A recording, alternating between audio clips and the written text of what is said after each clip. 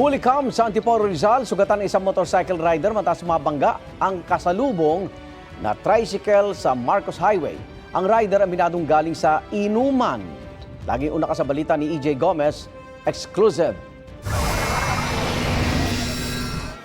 Humambalang sa kalsada ang dugoang rider na ito at kanyang motorsiklo matapos maaksidente sa bahagi ng Marcos Highway sa Barangay Santa Cruz, Antipolo City pasado alas 11 kagabi.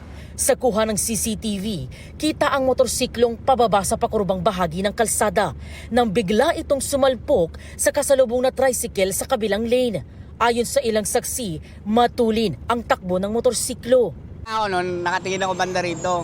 Ang tulin ng motor ng single. Nag-overshoot, kinaya yung kalsada rito. Kaya nasa akin niya itong badya. Malakas, dinig niya hanggang dun eh. Yung impact ng pagbangga niya rito. Sa lakas ng impact, nabasag ang side mirror ng tricycle. Natanggal ang railing. Gayon din ang fender sa likurang gulong nito. Mabilis po siya sa kurbada. Nag-overshoot po siya dyan sa may kurbada. Tapos tinamaan niya po ako dito sa gilid. Kasi dahan-dahan lang po ako eh. Tapos nailagang ko pa po siya. Tutumboy niya po ako dito sa unahan. Alata naman po lasing ma'am kasi ano po eh. Alata naman po sa mukha. Tsaka di po siya makausap ng una. Nagtamo ng mga sugat sa ulo ang rider. Binigyan siya ng first aid. Ayon sa 22 anyos na rider, pauwi na siya sa Barangay Kupang nang mangyari ang insidente. Aminado siyang galing siya sa inuman. Ayon sa pulisya, nakumpiska mula sa rider ang sumpak o improvised na baril. Walang pahayag ang rider kaugnay nito. Nagtungo sa Antipolo Police Station ang biktima at tricycle driver kasunod ng aksidente para doon mag-usap. Ayon sa barangay, accident-prone area ang pinangyarihan ng aksidente.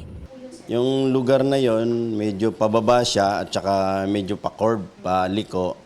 So yun, madalas ang aksidente doon. Magdadalawang linggo pa lang yung nangyaring aksidente, February 12. Ito ang unang balita. EJ Gomez para sa GMA Integrated News. Igan, mauna ka sa mga balita, mag-subscribe na sa GMA Integrated News sa YouTube para sa iba't ibang ulat sa ating bansa.